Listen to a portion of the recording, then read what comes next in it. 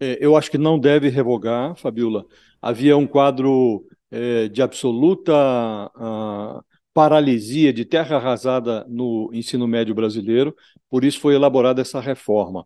A reforma tinha basicamente três objetivos. O primeiro era eh, avançar na linha do ensino em tempo integral, aumentar a carga horária do ensino médio e tornar o currículo mais atraente. Esses eram os objetivos. Não havia a intenção de impor ao aluno a obrigatoriedade de escolher uma profissão aos 15 anos, aos 16 anos. A filosofia era oposta a isso. Desejava-se incluir no currículo matérias alternativas que dessem ao aluno uma visão global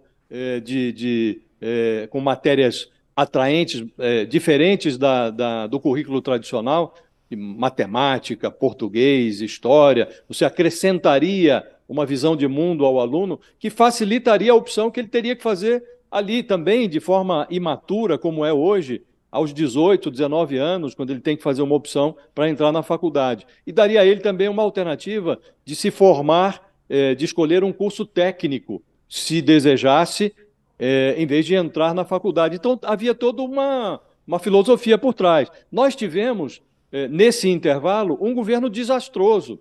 E ele foi especialmente desastroso, o governo Bolsonaro, na área educacional. Essa foi uma das áreas em que o governo mais falhou.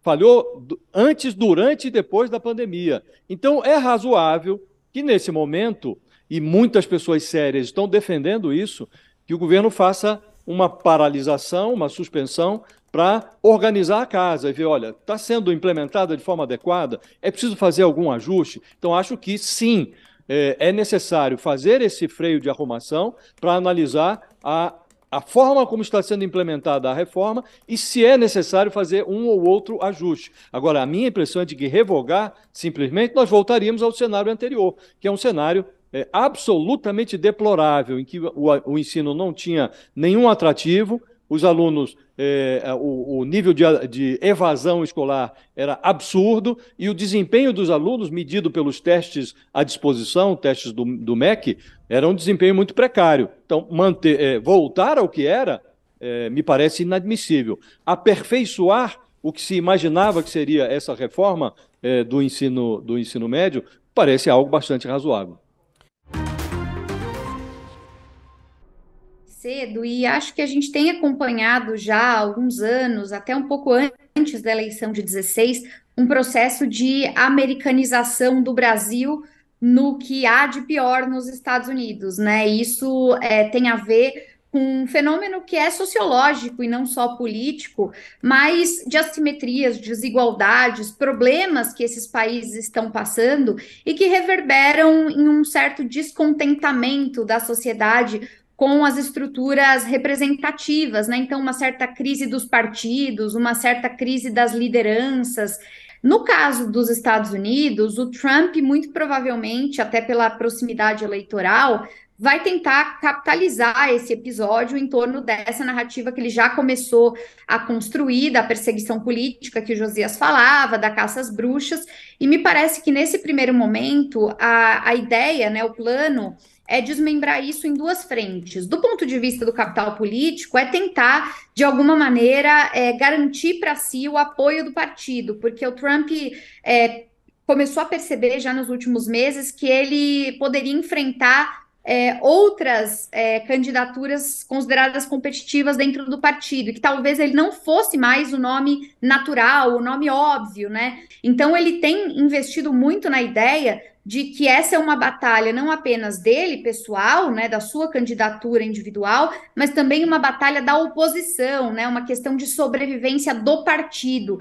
Então ele usa esse episódio para tentar consolidar esse grupo que é muito heterogêneo dentro do próprio Partido Republicano. E, em paralelo, a segunda estratégia é uma estratégia de arrecadação de campanha, né? Ele tem investido fortemente nas últimas semanas nessa ideia de que ele está sendo perseguido e ele está tentando, a partir disso, aumentar, angariar os fundos da campanha. E como o Josias lembrou, esse é apenas um processo dos vários, das dezenas de processos que o Trump sofre, né? Então, não apenas envolvendo silenciamento, como esse caso, tem outros, mas má conduta sexual, questões ligadas a seus impostos, a Trump Organization, além de toda aquela história envolvendo fraude eleitoral e até mesmo possivelmente envolvendo espionagem e o uso inadequado, o manuseio inadequado de documentos classificados do governo americano. Então, as eleições de 2024 nos Estados Unidos prometerão e devem ainda se desdobrar em vários subcapítulos desses processos,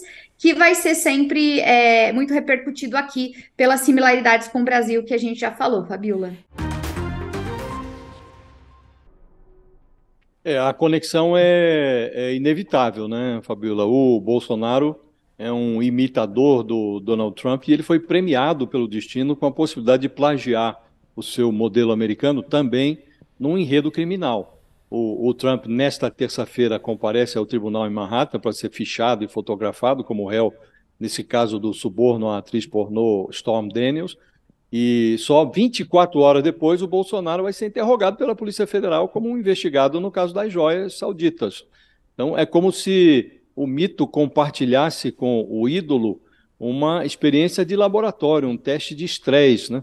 Atirados ali num tanque com água suja, o Bolsonaro e o Trump deslocam as suas massas, as suas idiosincrasias no líquido, no mesmo sentido anti-horário.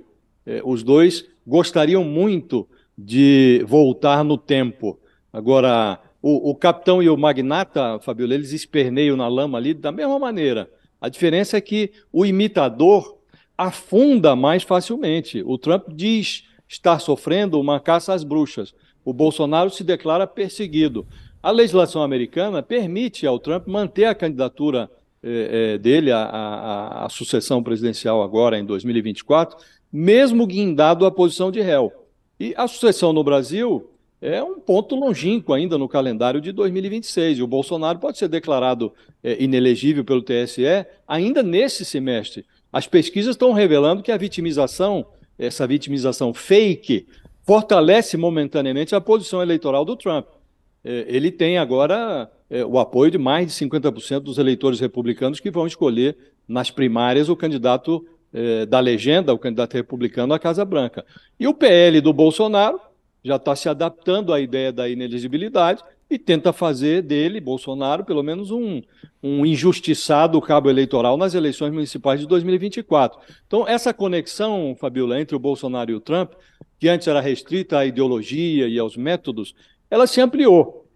Fora do Planalto, o outro fora da Casa Branca, os dois se tornaram colecionadores de processos judiciais.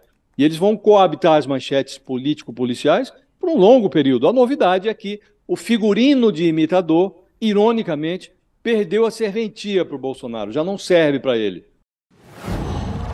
Qual?